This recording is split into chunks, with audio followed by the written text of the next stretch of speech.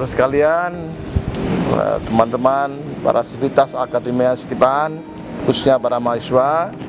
Ini saya sekarang berada di Duta Indah, khususnya Victoria Apartment, dan bersama ini Bapak Kacin. Inilah orang dibalik sukses bisnis Victoria Apartment di Dan Mogot, Jakarta Barat. Ya, saya kira semuanya itu ada historis sejarah. Ini adalah pejuang entrepreneurship yang luar biasa dari bawah yang kemudian sukses hingga seperti yang kita lihat saat ini. Inilah view-nya luar biasa dengan kondisi apartemen Victoria dengan suasana yang sangat dingin, ya, kolam renangnya yang sangat bersih, tamannya tertata rapi. Ya, ini adalah bisnis apartemen salah satu dari sekian usaha yang ada. Saya kenalkan, ini Pak Kacin, ya, yang luar biasa. Mungkin pertamanya adalah mungkin bisa diceritakan, Pak, ketika kemudian sedikit sejarah, ya, terkait dengan apa yang mendorong Bapak kemudian, ya, bisa menjadi betul-betul seorang energik dengan berbagai inisiatif, dengan berbagai motivasi yang tinggi untuk memulai usaha hingga akhirnya sukses. Silahkan Pak Kacin. Makasih Pak atas kesempatannya. Saya benar-benar terhormat Pak, dibantu Pak Sony. Saya hari ini sangat-sangat nggak tahu harus mengutarakan apa. Cuma memang perjuangan hidup itu saya dari bawah. Hanya motifnya ada bekerja keras, kejujuran. Semua saya anggap sama, semua bersaudara. Ya, mudah-mudahan cita-cita ke depan kita bisa membangun Indonesia semakin maju. Kira-kira itu tujuan hidup aja. Makasih. Oke, ya. Mungkin bicara soal suasana apartemen itu demikian bagus, dingin sekali, anginnya tertata dengan rapi dan suasananya nyaman saja. Mungkin ada kunci-kuncinya, Pak. Oke, kuncinya awalnya memang jujur Pak, saya pakai arsitek. Dalam arsitek itu kita mencoba melayout ulang sampai mendapatkan visi 14 kali, termasuk perubahan itu sangat sulit.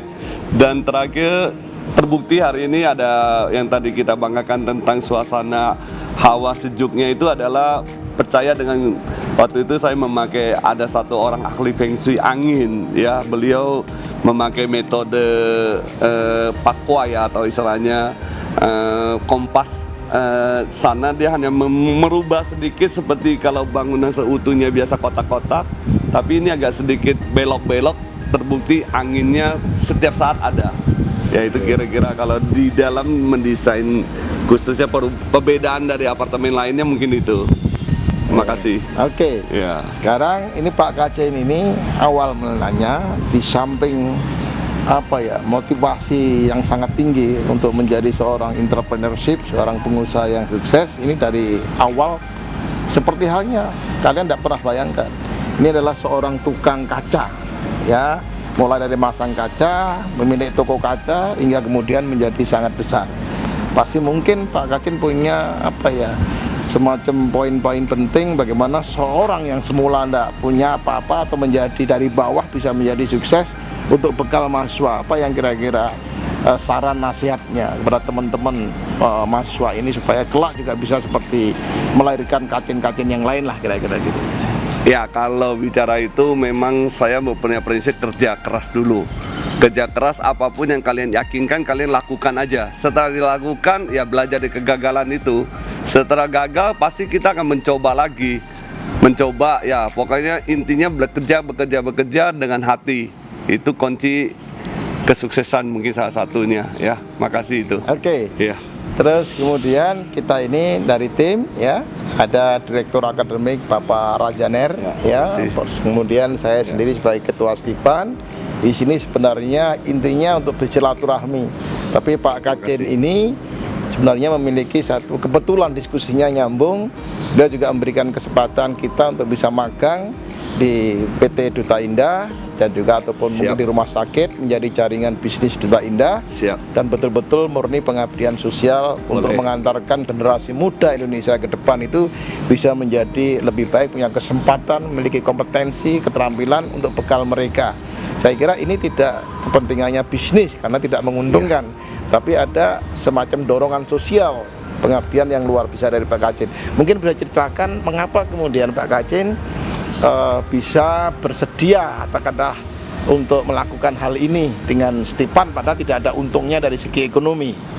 Kalau bicara itu mungkin setiap orang punya ingin berbuat baik, Pak. Salah satu adalah saya ingin membuat CSR di dalam penghasilan saya. Salah satu kalau bisa saya kembangkan di dalam dunia pendidikan, saya sudah ada direncanakan dari awal. Dan kalau untuk menerima anak-anak itu, saya juga pernah menjadi orang yang membutuhkan.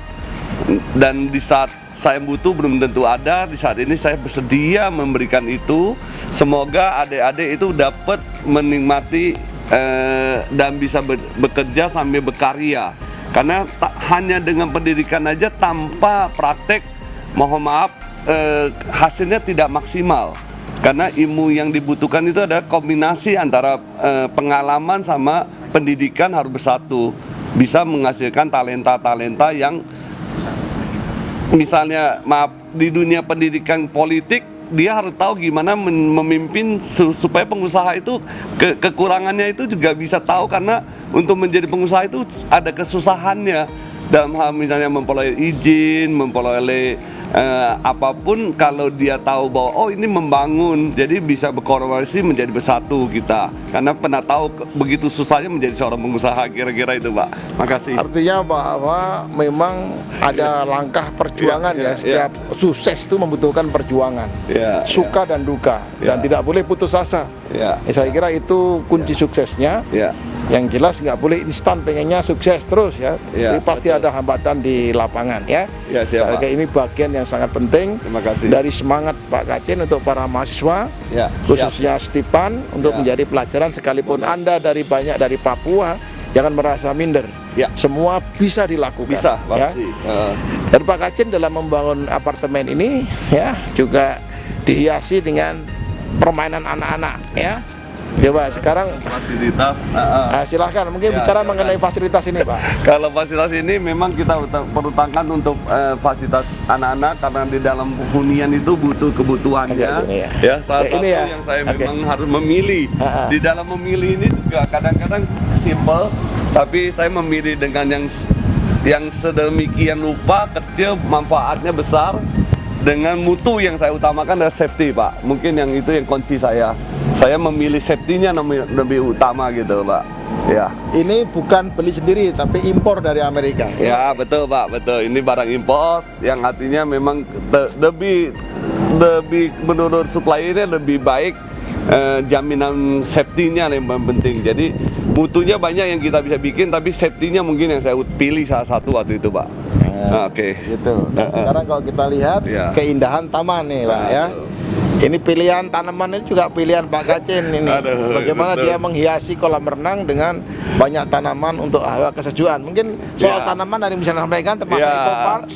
Kalau masalah tanaman memang kelihatannya simpel teman-teman tapi sebenarnya metode supaya dia bisa tumbuh di atas gedung ini ada berapa cara, karena saya juga waktu itu benar-benar belum mengerti tentang tanaman yang bisa hidup di atas ini. Saya belajar banyak. Dan salah satu juga jenis tanaman itu menentukan. Nah itulah kira-kira jenis tanaman inilah yang kita pilih waktu itu. Nah terakhir, mungkin bukan terakhir, dengan ruang yang sangat terbatas, saya bisa mendapatkan satu ide yang dimaksud dengan Bapak tadi, ekopark tadi, ada dengan luas 90 meter. Kita coba mengakomodir. Di situ ada tempat orang bersantai, bisa wifi, bisa duduk-duduk. Di situ ada hewani, dan di situ juga nanti bisa jadi tempat bermain anak-anak. Bahasanya mungkin sesuai zaman anak-anak itu lebih mencintai, itu ekopark kecil lah. Dan yang sampai hari ini baru dibuat tapi belum maksimal karena masih menunggu fasilitas-fasilitas lain yang akan kita isi. Makasih, kira-kira itu, Pak. Sekarang kita lihat arsitektur coba lihat sorot di sana. Banyak sekali Pak Kacin ini juga punya seni dan itu memanfaatkan banyak. Kalau di dalam ruangan di apartemen itu pelukis-pelukis dari Bali, gambar-gambar dari Bali maupun arsitektur dari Bali. kita lihat rancangannya banyak sekali. Ya. Mungkin ada yang motivasi apa Pak? Apa membantu para seniman itu atau membantu UKM atau gimana mungkin? Kalau awalnya ini jujur Pak, awalnya ini saya kena pemahat ini, saya memakai pemahat ini di rumah saya sendiri. Oh, oke. Terus beliau itu menanyakan lagi di saat kosong, Pak, bantu dong Pak, kita lagi nggak ada kerjaan gimana, dan ini kalau ini barang-barang kebutuhan dia yang sudah dibikin dan tidak ini saya manfaatkan untuk hiasan sini. Jadi semua pot-pot yang ada di sini tanpa kita memesan, tapi hasil karya mereka itu saya bawa ke sini, saya pasang ya. Kalau untuk yang di dinding itu memang adalah karya bersama, kita mencoba membuat nilai seninya supaya ada nuansa yang kita bikin. Memang waktu itu ada menciptakan sedikit nuansa Bali untuk di sini, karena umumnya orang kan saya suka harus tinggal di Bali. Nah Bali kenapa nggak diciptakan kurang lebih adanya di sini gitu loh. Terus itu memelihara kolam sampai biru bersih begini kan enggak mudah ini Pak? Sangat sulit Pak, ya betul. Ada kesulitannya. Kalau untuk maintenance saya jujur Pak, saya didukung oleh tim yang sangat baik ya. Artinya tiap hari, tiap minggu mereka harus mengontrol kadar pH-nya. Kalau untuk supaya keramiknya nggak, kalau rusak satu sebelum sampai merusak semuanya kita langsung perbaiki, itu kuncinya Pak. Umumnya kalau kita biarkan satu aja juga resiko, tapi kita usahakan tiap minggu kita harus kontrol, jangan sampai ada satu pun yang sudah rusak baru diperbaiki, sehingga bisa kami jaga sekitar 3-4 tahun ini keadaan sangat utuh. Ya dalam konstruksi pasti ada kegagalan, tapi kita memanagenya dengan baik. Dan di sekitar kolam renang ini di samping juga ada bungalow, itu gazebo, juga ada fitness center. Jadi itu bagian dari fasilitas apartemen ini. Tapi kalau ngomong-ngomong soal sambil jalan kita soal harga ya. Soal ukuran dan lantainya berapa ini? 34 Pak. Kalau penomoran sampai 31 karena ada nomor yang diloncat Pak. Jadi Pak Kacin itu nomor 13 nggak mau, nomor 4. Jadi semua dilompat-lompati sehingga penomorannya sampai 31 Pak. Tapi real lantainya ada 24. Ini yang dilakukan Pak Kacin, satu keyakinan saja. Tapi di dalamnya kurang-kurang harganya dari berapa sampai berapa kira-kira? Ya kalau bicara range harga antara 500 sampai 1 miliar Pak. 500 sampai 1 miliar. Ya, sangat layak untuk mereka daripada kos-kosan. Mungkin mereka bisa mesisihkan cicilan di sini sekitar 5 jutaan Pak. Ya Pak, ini ternyata dekat, jadi dekat dengan bandara. Ada stasiun Bojong Indah, dari bandara mungkin cukup 20 menit atau setengah jam maksimum. Kira-kira langsung 20 menit dari sini. Jadi luar biasa, apartemen ini paling dekat dengan berbagai fasilitas besar seperti bandara Soekarno-Hatta dan stasiun Bojong Indah yang sudah beroperasi, itu juga lebih mudah. Kita lihat juga fasilitas fitness center. Dulunya banyak musim kuit dikurangi mesinnya, gimana? Ya kalau keadaan ini Pak, memang karena dulu keadaan masih besar, isinya harusnya waktu pernah setengahnya karena keadaan Covid Pak, kita harus memakai jarak. Jadi kita menata ulang, mungkin maksimalnya yang saya bilang ada sebagian kita simpan di gudang Pak. Karena waktu kita ngadain ini sebenarnya ada lebih dari alat sekia ini, hanya kondisi Covid menatanya harus seperti ini Pak. Kita lihat. Silakan Pak, silakan. Mari Pak. Jadi inilah fasilitas di apartemen Victoria di Dan Mogot. Saya kira mulai dari kolam renang, taman permainan anak dan taman, saya kira sangat rileks. Juga gazebo yang bisa dimanfaatkan untuk nyantai. Juga eco park juga ada. Saya kira semua ide ini keluar sebenarnya dari improvisasi seorang Kacin. Nah inilah pengusaha sukses dari bawah yang untuk anak-anak mahasiswa saya kira menjadi bagian dari pembelajaran bahwa hidup itu perlu perjuangan. Nah, hidup itu perlu perjuangan, punya motivasi, jangan takut gagal. Coba gagal, coba lagi, gagal lagi, coba. Berani ambil keputusan. Berani ambil keputusan. Terus apa lagi? Itu kuncinya, berani ambil keputusan, berani kerja keras, pasti bisa Pak. Tapi kalau nggak punya modal gimana mereka? Modalnya ada kejujuran. Modalnya kejujuran anak-anak. Kalau punya kejujuran pasti ada dukungan Pak. Jadi kejujuran, jadi harus bisa menjadi dipercaya kepada orang lain. Dan itu ditanamkan sejak Anda semuanya jadi mahasiswa. Makasih. Kalau ada jujur, track record baik, orang pasti percaya. Modal akan mengalir. Kira-kira gitu Betul Pak. Pak, pasti. Nah, jadi Pak Kacin ini adalah seorang Buddhism, jadi sangat fanatik dengan Budanya, artinya dalam arti sangat meyakini agamanya dan Perbuatan baik sebagai aja, Pak. ibadah. Dan salah satu yang kita petik dari pelajaran itu harus bisa berbuat baik dan bermanfaat buat orang lain. Saya kira itu yang kemudian menjadikan Pak Kacin yakin bahwa hidup ini sebenarnya harus lurus, dan dalam lurus itu ada penanjaan. Nah, karirnya lalu naik hingga sekarang ini. Inilah seorang Kacin yang sukses, yang salah satu bisnisnya adalah apartemen Duta Indah, tapi juga ada beberapa perusahaan yang beliau kelola, di samping perusahaan tisu juga rumah sakit, namanya Rumah Sakit Duta Indah di Jakarta Utara ya. Yang lainnya adalah ini kalau disebut dengan Jakarta Barat tokoh pergudangan ya. Kalau itu gudang-gudang pakai truk tronton itu ya, sebenarnya beliau sangat ahli sebenarnya dalam bisnis pergudangan. Jadi banyak sekali untuk para mahasiswa, khususnya teman-teman semuanya sekolah di Stipan, tidak usah worry, tidak usah khawatir bahwa hidup butuh perjuangan. Dan saya kira penting untuk memetik pelajaran yang terbaik dari seorang pengusaha, mulai dari tukang kaca hingga menjadi seorang pengusaha besar seperti ini. Dan beliau tampil tetap profile sampai sekarang. Kenapa Pak Kacin tampilnya kok low profile, tidak seperti yang lainnya? Enggak Pak, kita hidup ini kan ya sederhana aja, yang penting mau kerja. Ya kesuksesan itu nggak perlu ditonjolkan, kesuksesan itu perlu ya dihikmati aja.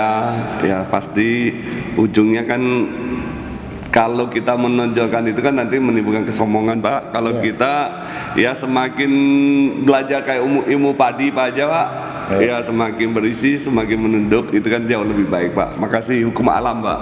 Baik, sekarang mungkin ada kata-kata akhir dari Pak Kacin untuk para mahasiswa yang sekarang sedang belajar di Sekolah Tinggi Ilmu Pemerintahan Abdi Negara.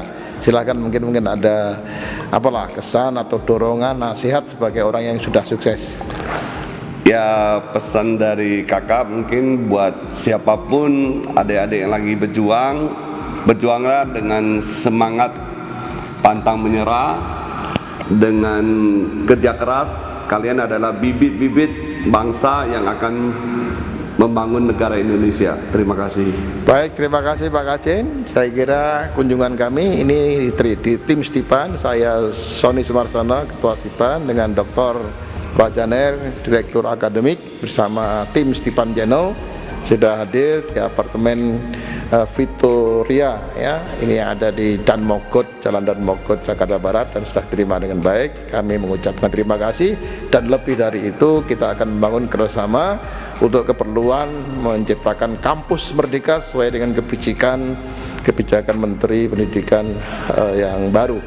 Kita harus membangun sebuah suasana merdeka belajar dan kampus merdeka. Dan kita juga ada mungkin 1-2 perusahaan yang dari semuanya bisa bergabung magang, dan alhamdulillah kita sudah mencapai setidaknya titik temu dalam pembicaraan ini. Jadi orang baik ketemu orang baik, saya kira gitu. Terima kasih Pak Kacin. Makasih Pak. Terima kasih banyak Pak. Sama Pak. Terima kasih. Sekian. Assalamualaikum warahmatullahi wabarakatuh. Shalom.